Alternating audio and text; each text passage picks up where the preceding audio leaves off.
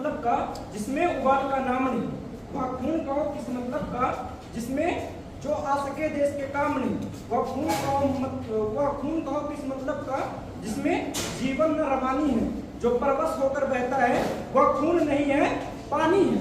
नमस्कार आप सभी लोगों को मैं धन्यवाद देना चाहूँगा सभा मन संचालक महोदय को, क्योंकि उन्होंने मुझे बोलने का मौका दिया। वैसे तो मैं कई सभाओं में गया हूँ भाषण देने के लिए, लेकिन पहली बार ऐसा हो रहा है कि मैं यहाँ पर भाषण दे रहा हूँ। मुझसे कुछ गलतियाँ हो गई तो माफ करना। जैसे यहाँ पर बहुत सारे लोगों ने आपातकाल पे बात किया, बहुत अच्छा बात किया, बहुत अच्छा बोला उन्होंने, लेकिन मैं आपसे पूछना चाहता हूँ कि आपातकाल खास करके जो 1975 को हुआ था, 25 जून 1975 को जो आपातकाल हुआ था, वो हम उसको निंदनीय ऐसा मानते कि बहुत बेकार है और होना मतलब रियल में बेकार है, वास्तव में सच में बेकार है। लेकिन उसकी जड़ क्या है? उसकी जड़ है भ्रष्टाचार। शायद 1971 में जो चुनाव हुआ था, अगर उसमें भ्रष्टाचार नहीं होता तो शायद आपातकाल लागू नहीं होता।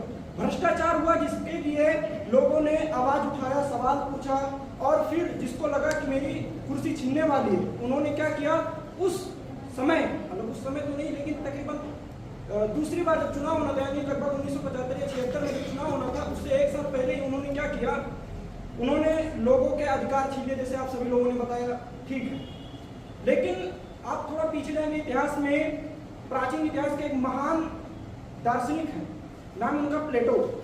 प्लेटो एक बात कहते हैं कि लोग अज्ञानी है, जो भ्रष्टाचार कर रहे हैं वो क्या है, अज्ञानी है।